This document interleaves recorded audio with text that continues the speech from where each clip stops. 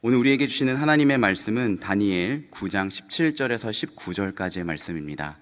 다니엘 9장 17절에서 19절까지의 말씀, 구약성경 1249면에 있습니다. 제가 봉독하겠습니다. 그러하온즉 우리 하나님이여, 지금 주의 종의 기도와 간구를 들으시고 주를 위하여 주의 얼굴빛을 주의 황폐한 성소에 비추시옵소서.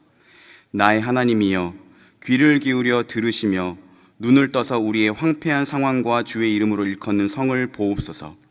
우리가 주 앞에 간구하옵는 것은 우리의 공의를 의지하여 하는 것이 아니요 주의 큰 긍휼을 의지하여 함이니이다. 주여 들으소서. 주여 용서하소서. 주여 귀를 기울이시고 행하소서. 지체하지 마옵소서. 나의 하나님이여, 주 자신을 위하여 하시옵소서. 이는 주의 성과 주의 백성이 주의 이름으로 일컫는 바 됨이니이다. 아멘. 여러분, 우스갯소리이긴 합니다만은 이런 말이 있어요. 성도들이 설교자에 대해서 갖춰야 될 예의가 한 가지 있대요. 지난주 들었던 설교는 빨리 잊어주는 것. 그래야 또 반복해서 할 수 있으니까 말이죠. 근데 오늘은 반대로 좀 기억을 해주셨으면 좋겠어요. 왜냐하면 오늘 내용이 지난주 드렸던 말씀하고 아주 밀접하게 연결이 되어 있기 때문에 그렇습니다. 지난주에 에스겔서 36장을 함께 보았습니다. 바벨론의 포로로 끌려간 지가 꽤 오래됐어요. 벌써 70년 세월이 이제 다 흘러갑니다. 회복의 희망이 인간에게는 없어요. 그런데 그때 하나님께서 내가 회복시켜 주시겠다 말씀을 하세요. 그러면서 한 가지를 마치 조건처럼 더 덧붙이십니다. 내가 회복시켜 준다 할지라도 이스라엘 족속들이 내게 그리해 달라고, 그러니까 회복시켜 달라고 내게 구하여야 할지라 회복을 위해서 기도하래요. 지금 오래전에 이스라엘은 멸망당했습니다. 하나님의 심판과 징벌을 받은 거죠. 그리고 70년 세월이 이제 지나가면서 하나님이 회복을 말씀하세요. 이게 한쪽은 멸망, 또 하나는 완전히 다른 회복을 말씀하세요. 근데 이렇게 보면 그 가운데, 멸망과 회복 가운데 무엇이 놓여 있는가 하면 기도가 놓여 있습니다. 여러분, 하나님은 예나 지금이나 똑같으세요. 하나님은 일하세요. 하나님이 일하시지 않는 그런 적은 한 번도 없습니다. 하나님은 창세 때부터 오늘 이 순간까지 2022년 2월 13일 지금까지 이 순간도 하나님은 계속해서 일하십니다. 그런데 하나님께서 예나 지금이나 일하시는 원리가 있습니다. 그건 뭔가 하면 하나님은 기도를 통해서 일하신다. 오늘 다니엘서 9장의 기록자는 다니엘입니다. 주인공도 다니엘이에요. 지금 다니엘은 어떤 신분인가 하면 피점령국의 포로입니다. 예루살렘으로부터 끌려갔죠. 이미 오래전에 바벨론으로. 그런데 하나님의 특별한 섭리가 다니엘 이 사람에게 있었어요. 그래서 다니엘이 그 바벨론이라는 그 거대한 제국의 총리가 돼요. 총리가 몇 사람이 있는데 그것도 가장 인정받는 뛰어난 총리가 됩니다. 그야말로 명실공히 바벨론 제국의 왕 다음에 제2인자가 지금 되어 있어요. 그런데 성경을 보면 다니엘은 바벨론이 얼마나 대단한 나라입니까? 그 바벨론의 영광, 부귀, 권세, 영화 전혀 거기에 흔들리질 않습니다. 나중에는 어떻게든 이 포로로 끌려온 이작자를 끌어내리기 위해서 가진 음모를 다 벌이지 않습니까? 여호와 신앙을 버리라는 이런 위협에도 전혀 끄떡하지를 않아요. 굴하지 않습니다. 자, 그런 다니엘이 어느 날 여러분, 구약 성경 중에 에레미야서가 있지 않습니까? 에레미야 선지자를 통해서 하나님이 주신 말씀이에요. 그 에레미야서를 읽다가 아주 큰 깨달음을 하나를 얻었대요. 그게 뭔가 하면 포로 생활한 지 70년 연수가 차면 내가 다시 회복시켜 주겠다. 그 연수가 70년이라는 것을 깨닫게 된 거예요. 여기 이제 이 표현대로 한다면, 다니엘의 표현대로 한다면 예루살렘의 황폐함이 70년이 지나면 그치게 될 것이다. 이걸 깨닫게 된 거예요. 여러분, 실제로 구약성경의 에레미야서 안에는 여기저기에 바벨론 포로 생활을 하나님께서 70년으로 정해 놓았다는 기록이 남아 있습니다. 대표적으로 에레미야서 29장 10절 말씀은 이렇게 되어 있어요. 여호와께서 이와 같이 말씀하시니라. 바벨론에서 70년이 차면 내가 너희를 돌보고 나의 선한 말을 너희에게 성취하여 너희를 이곳으로 돌아오게 하리라. 아주 명확하지요. 더도 덜도 아니고 70년 그 연수가 차면 이스라엘 백성을 다시 예루살렘 황폐한 성으로 회복시켜 주겠다 약속을 하세요. 근데 다니엘이 이걸 깨달았던 때가 언젠가 하면 BC 538년입니다.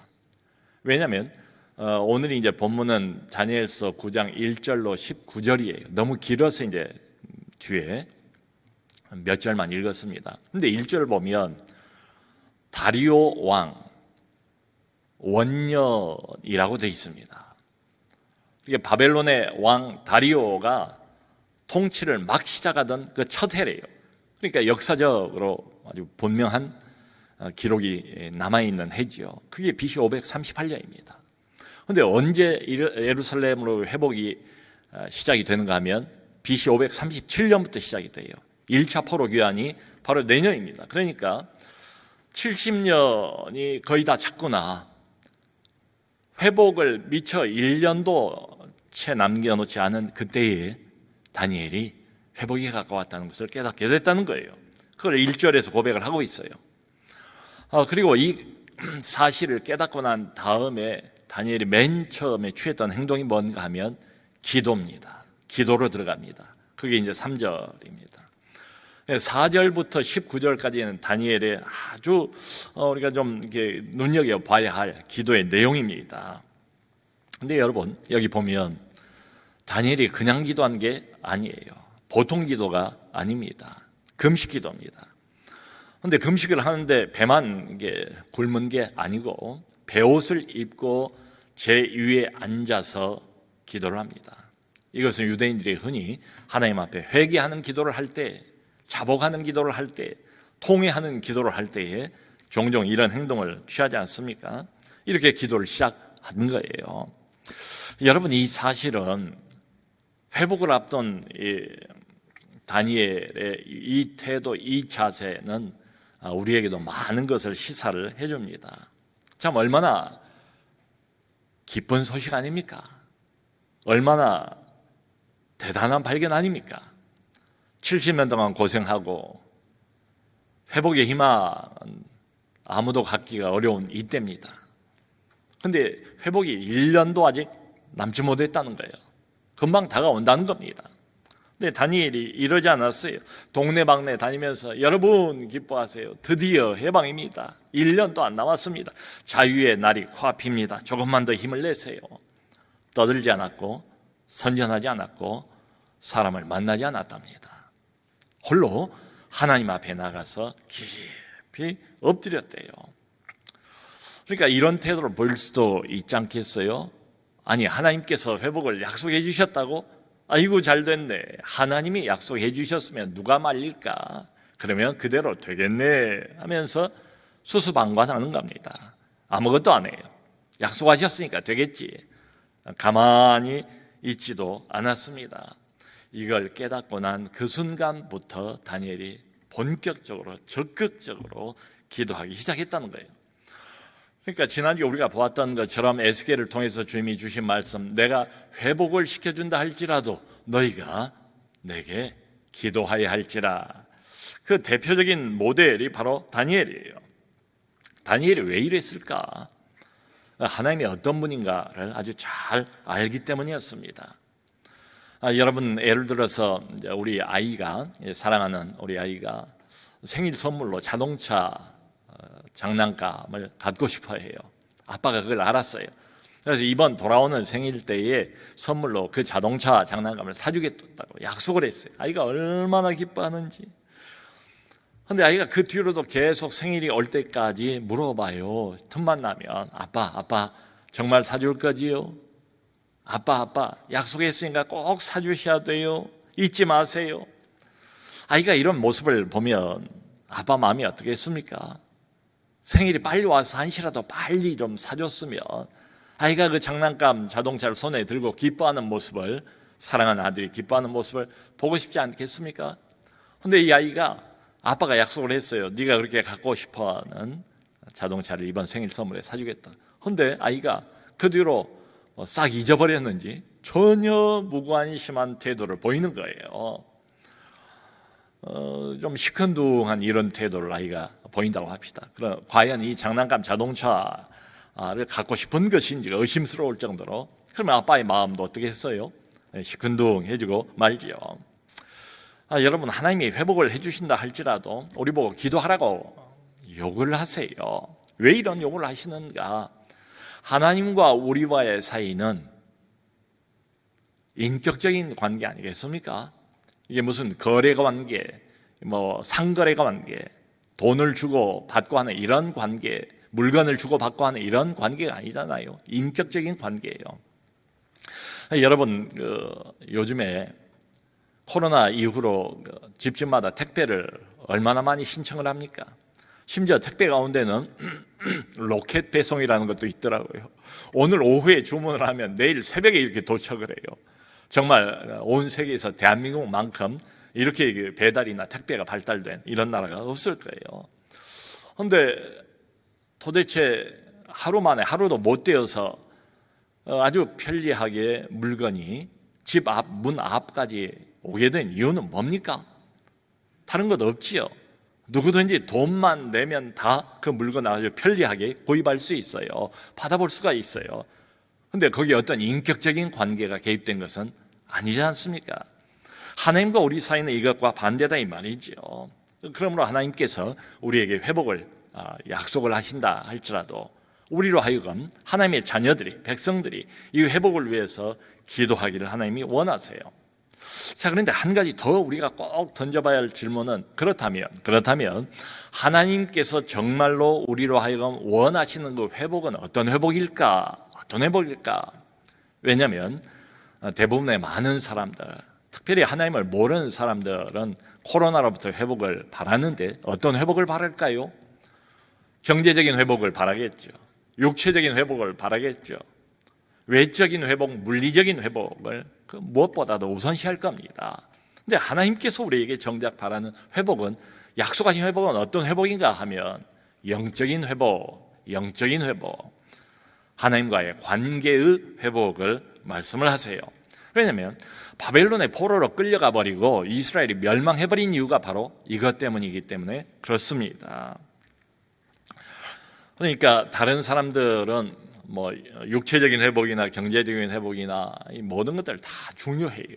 중요하지만 그건 하나님을 모르는 사람들의 관심사고, 적어도 하나님의 백성들, 하나님의 자녀들은 여기에 먼저 관심을 꼭 가져야 된다.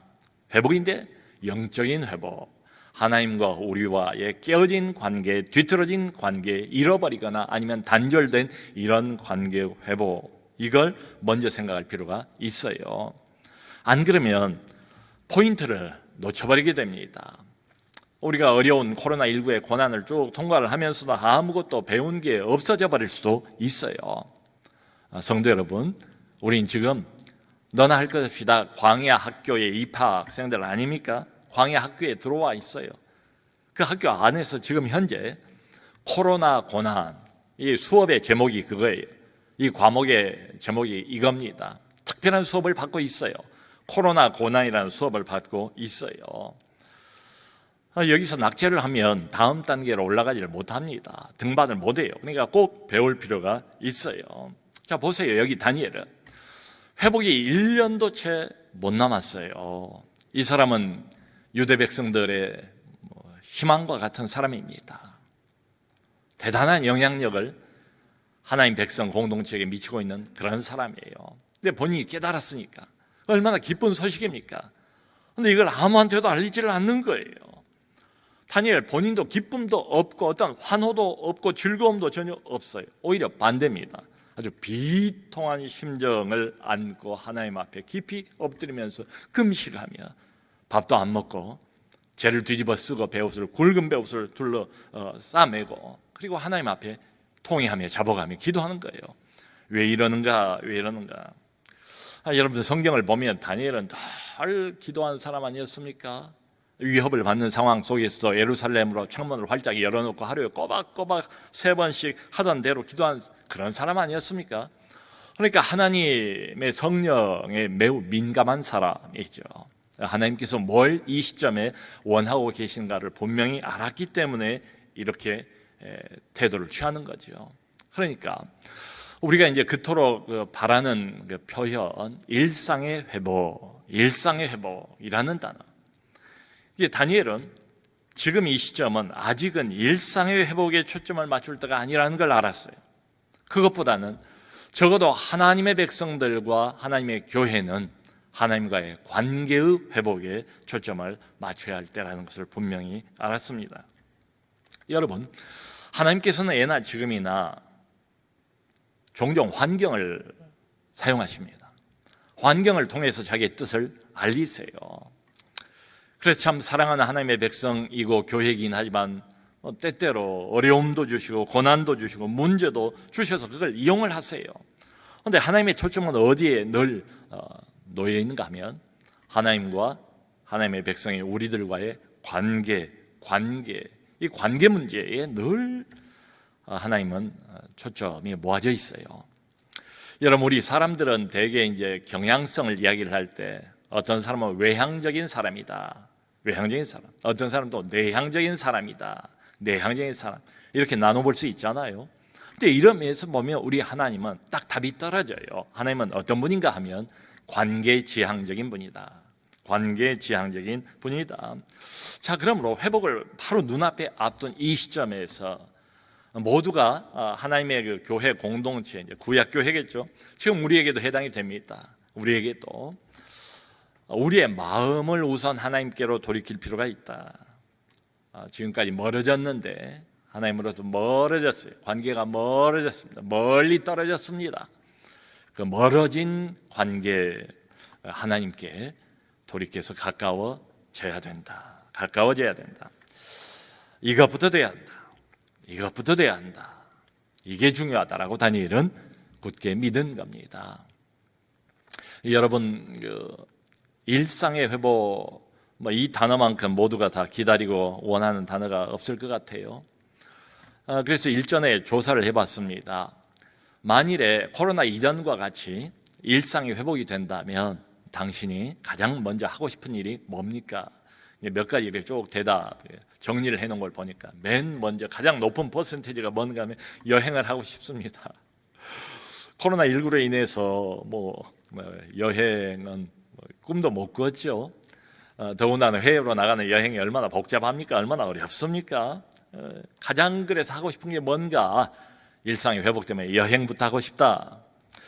여러분 아직 기억에 생생하실 겁니다. 코로나 이전에 그저 연휴가 며칠 끼면 인천공항에 길게 줄이 늘어져 있고 외국 여행을 많은 사람들이 떠났던 그 광경을 우리는 기억하고 있습니다. 만일 예전처럼 다시 일상이 회복이 된다면 아마 그런 광경을 볼 날이 머지않아 오게 되겠지요. 다시 여행지가 사람으로 북적거리지 않겠습니까?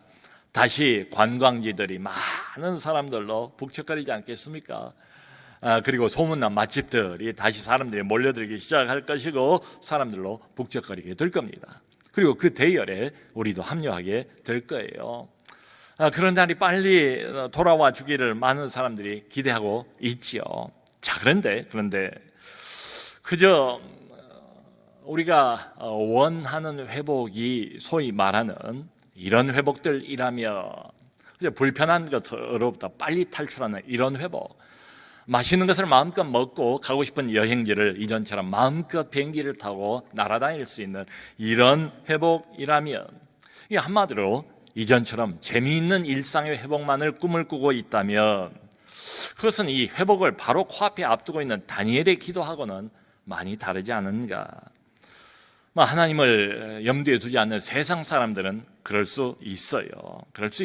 그런데 적어도 하나님의 백성들이라면, 하나님의 백성들에게도 이런 회복이 전부라면 과연 코로나로부터 우리가 얻는 것은 무엇이겠는가?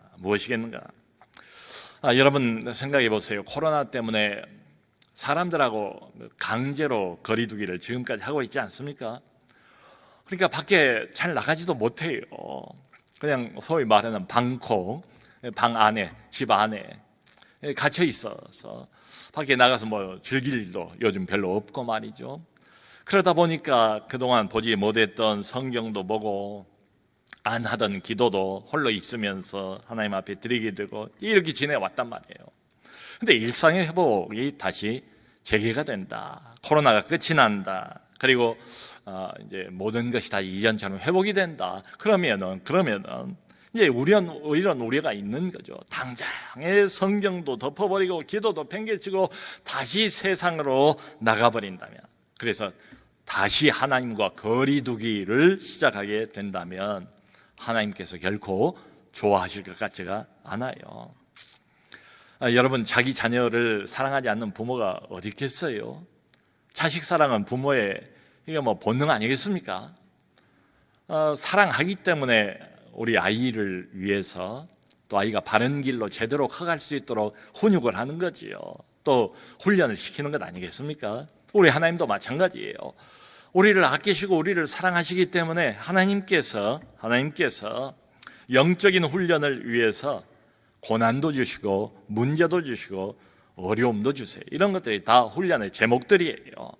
왜냐하면 그래야 신앙이 깊어진다는 것을 아시니까요. 그래야 우리의 인격이 성장하고 자라간다는 것을 우리 하나님이 너무나 잘 알고 계시기 때문에 그렇죠. 여러분, 그러므로 회복이 정말 빨리 됐으면 좋겠어요. 그런데 다니엘이 구하고 있는 것처럼 다른 무엇보다도 하나님께로 돌이키는 이 회복, 하나님과의 관계 회복, 이게 먼저 돼야 되지 않는가. 성도 여러분, 이런 하나님과의 회복, 이게 생각만 한다고 저절로 오는 것은 아니에요. 다니엘이 지금 뭐부터 하고 있는가? 이 회복을 맞닥뜨리자마자 기도부터 합니다. 그것도 금식 기도를 합니다. 그것도 회개 기도를 합니다. 왜 이렇게 하는가 하면, 다니엘은 이스라엘 백성들이 뭘 잘못하고 있는가, 과거에도 그랬고 지금도 뭘 잘못하고 있는가를 분명하게 알기 때문에 그렇습니다. 아주 성경에서 좀 우리가 본받을 만한, 깊이 좀 주목하고 마음에 새길 만한 훌륭한 기도 중에 하나가 오늘 본문에 나와 있는 다니엘의 기도입니다. 다니엘이 여기 5절을 보면 하나님 앞에 이제 진솔하게 고백을 하는 거예요. 토설을 하는 거예요. 뭐라고 말하는가 하면, 우린 두 가지를 잘못했다는 거예요. 먼저 하나님이 하신 말씀과 하나님이 주신 계명을 지키지를 않았습니다. 5절에서. 그리고 바로 이어서 6절에서 하나님께서 회개하라고 무수히 많은 선지자들을 통해서 우리에게 경고하셨습니다. 미리미리 알려주셨습니다. 그런데 그것을 다 무시했습니다. 이걸 고백을 해요. 여러분, 성경을 보면 하나님께서 자기 백성, 자기 자녀들을 사랑하시니까 그리 가지 말라고, 이리 돌이키라고, 그렇게 해서는 안 된다고 성경 말씀도 있고 율법도 있지만, 그러나 살아있는 사람 인격을 통해서 계속해서 하나님의 말씀을 전하지 않습니까? 그런데 다니엘의 이 언급에 의하면 어떤 선지자의 말도 끝까지 다 거부를 했대요. 여호와의 목소리를 우리가 전혀 듣지 않았습니다. 근데 한 걸음 더 나가서 이런 것이 어떤 특정한 몇 사람만 그런 게 아니었다. 몇 사람만의 잘못이 아니었다는 것도 진솔하게 고백을 해요. 여기 6절에 이런 표현을 쓰고 있습니다. 우리의 왕들, 고관들, 우리의 조상들, 그리고 온 국민에게 말씀한 것을 우리 모두가 듣지 않았습니다. 온 국민, 왕으로부터 평민에 이르기까지 가난하고 못 먹고 못 살고 못 배운 사람, 잘 먹고 잘 살고 떵떵거리는 사람 할 것 없이 모두가 다 범죄했습니다. 그리고 지금 이 세대만 하나님 앞에 불순종하고 범죄한 것이 아닙니다. 우리 조상들 대대로 범죄해왔습니다. 그러니까 다니엘의 이 말에 의하면 지금 다니엘은 어떤 죄를 하나님 앞에 토설해 놓는가 하면 오랫동안 켜켜이 묵은 죄, 오랫동안 수십 년, 수백 년 흘러오면서 썩을 대로 썩고 부패할 대로 부패해서 냄새가 날 대로 난 조상 때부터 지금까지 흘러내려오고 있는 모든 묵은 범죄를 하나님 앞에 다 꺼내놓고 회개하고 있습니다. 그래서 그 결론이 뭔가 하면 11절에 이렇게 되어 있어요. 온 이스라엘이 범죄하였습니다. 온 이스라엘이 범죄하였습니다. 그러니까 이 말씀에 의하면 교회 공동체, 하나님의 언약 공동체 멤버들 그 누구도 이 책임을 면할 수 없다는 거지요. 여러분, 이 다니엘의 기도를 읽으면 자꾸 우리 한국 교회의 지금 작금의 형편이 오버랩이 되는 것 같아요. 우리 한국 교회가 그야말로 날개 없는 추락을 지금까지도 반복하고 있지 않습니까? 거의 밑바닥까지 더 내려갈 때가 없을 정도로까지 내려온 것 같아요. 여러분, 생각해 보면 그렇지 않습니까? 한국 교회가 이렇게 되어버린 것이 누구의 잘못일까요? 일부 어떤 특정 계층만의 잘못일까요? 목사들만의 잘못일까요? 장로들만의 잘못일까요? 어른들만의 잘못일까요? 그건 아닌 것 같아요. 위로부터 아래까지 모든 소위 말하는 하나님의 백성들, 하나님의 자녀들이 아주 오랫동안 하나님께 불순종해 온 결과가 아니겠는가? 물론 지도자들의 죄가 훨씬 더 큽니다. 성경을 보면 항상 일반 백성보다 지도자들이 먼저 타락해버려요. 그리고 일반 백성들보다 항상 부패가 더 심합니다. 그러니까 이 지도자들이 미치는 영향력 때문에 그들이 책임을 져야 할 죄는 훨씬 더 심각하고 더 클 겁니다. 자, 그런데 모든 지도자들이 그렇다 할지라도 다니엘 이 사람은 다르지 않습니까? 지금 이 시대에 다니엘만큼은 하나님 앞에서 경건을 유지하고 있는 사람 아닙니까? 다른 지도자들은 다 타락이다 할지라도 다니엘 한 사람만은 믿을 수 있는 이런 사람 아닙니까? 이방 나라, 그것도 바벨론 한 복판에서 하나님을 섬겼던 사람, 그것도 왕궁 한 복판에서 하나님 신앙 때문에 이방의 왕조차도 나중에는 그의 믿음을 보고 하나님께 영광을 돌리게 했던 사람이 바로 다니엘 아닙니까? 그러니까 이 시대에 대표적인 의인 한 사람을 들려면 그건 두말할 것 없이 바로 다니엘입니다. 그런데 그런 그가 뭐라고 계속 반복해서 기도하고 있는가? 하나님이여, 나를 포함해서 이스라엘 전체가 온 백성이 하나님 앞에 범죄했습니다. 이걸 진심으로 엎드려서 자복하고 동의하며 회개하며 마치 자기가 이 모든 죄를 다 지은 것처럼 이렇게 고백을 하고 있어요. 여러분, 바로 이게 늘 기도했고 성령으로 충만했던 다니엘의 사태를 바라본 사태 인식이에요. 왜 이렇게 기도할 수밖에 없는가 하면 다니엘은 누구보다도 하나님의 마음이 어떤가를 잘 알고 있는 사람이기 때문에 그렇습니다. 여러분, 하나님의 불꽃 같은 눈동자 앞에서 과연 누가 내로라 할 사람이 있겠습니까? 하나님의 시각으로 볼 때는 그저 50보 100보예요. 그러므로 다른 사람을 향해서 손가락질을 내밀 수가 없지요. 마치 내가 죄인인 것처럼, 내 죄 때문에 이런 일이 일어난 것처럼 다니엘이 이 모든 것을 다 품고 안고 자기가 죄 지은 사람처럼 고백하고 있습니다. 사랑하는 성도 여러분, 이때도 그렇고 지금도 교회는 공동체라고 말하지 않습니까? 말하자면 알게 모르게 다 연결되어 있어요. 집단 책임이에요. 우리 모두가 다 하나님 앞에서 범죄한 거지요. 이 병원에 신방을 가보면 상태가 좀 가벼울 때는 일반 병실에 계십니다. 근데 일반 병실에서 감당이 안 되는 좀 위중증 환자는 중환자실로 들어가게 돼요. 근데 중환자실에서도 이제 결국 임종을 맞이하게 되면 우리나라에는 임종실이라는 게 따로 없어요. 그래서 이제 그 옆에 있는 처치실이라는 데를 종종 임종을 위해서 내주고는 합니다. 처치실에서 마지막 순간을 맞습니다. 말하자면 지금 하나님의 교회의 상태가 처치실에서 숨이 깔딱깔딱 하면서 언제 숨이 넘어갈지를 모르는 이런 상태, 그야말로 위급하고 또 위급하고 위중하고 또 위중해서 금방 죽기 전에 상태에 하나님의 교회가 놓여 있다면, 내 신앙 상태가 그런 상태라면, 여러분 이런 상황, 이런 상태 속에서 누구를 탓할 겨를이 있을까요? 어떤 사람에게 손가락을 내밀 그런 여유가 있을까요? 이런 상황이라면 우선 무엇보다 살아야 하지 않습니까? 우선 살려야 하지 않습니까? 그래서 다니엘이 여기 우리가 아까 읽었던 17절로 19절에서 간절히 살려달라고 하나님 앞에 기도를 합니다. 이 17절 18절에 다니엘이 사용하고 있는 표현을 보면 이런 거예요. 황폐한 성소. 예루살렘 성전이 얼마나 영광스러운 장소였습니까? 이스라엘 백성들 신앙의 중심이고 이들의 자랑이고 자부심이지 않았습니까? 하나님 모르는 이방 사람들로 예루살렘 그 성전의 화려한 영광을, 하나님의 영광을 보면서 부러워할 정도였던 그 성전, 사람이 없고 완전히 멸망당하고 황폐한 성소, 황폐한 상황이란 말도 써요. 하나님의 백성이 마치 하나님이 돌보시지 않는 것처럼, 하나님이 그 어떤 세상의 신보다도 못한 것처럼 저 멀리 바벨론으로 쫓겨가고 거기서 무려 70년을 고생하고 빌빌거리면서 아무 희망도 없이 처참하고 비참한 상태에서 노예 노릇만 계속하고 있는 이런 황폐한 상황. 그러면서 하나 더 이런 표현을 씁니다.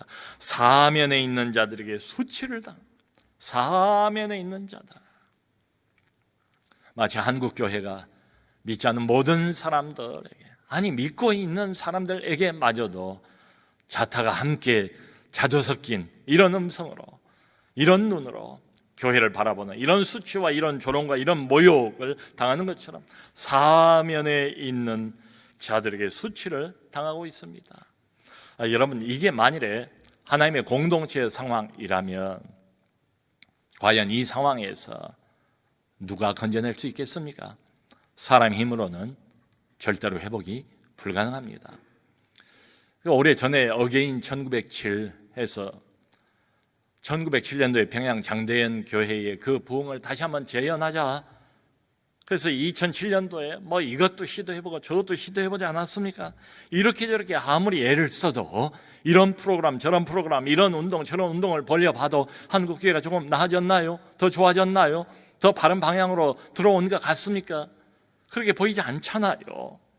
더 형편이 점점 더 나빠져만 가고 있어서 결국 마지막 임종의 순간까지 온 것처럼 그런 상황 도달하고 말지 않았습니까?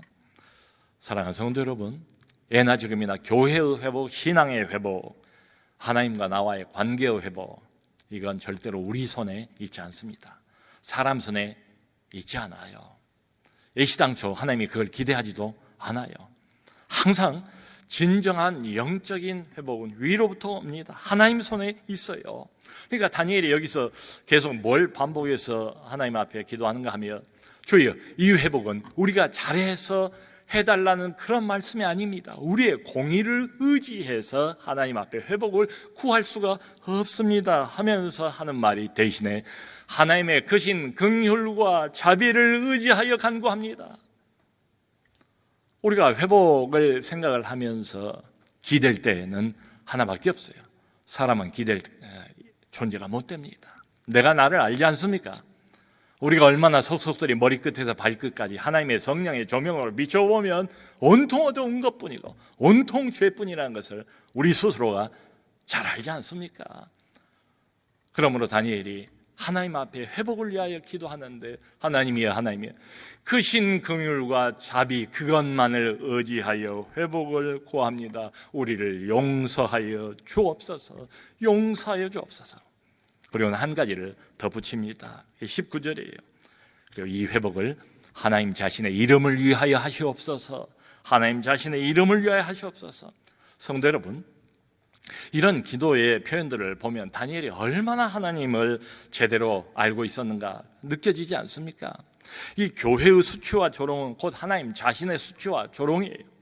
교회가 멸시를 받고 하나님의 자녀들이 손가락질을 당하는 것은 곧 하나님이 멸시를 당하고 하나님 자신이 손가락질을 당하는 것과 똑같아요.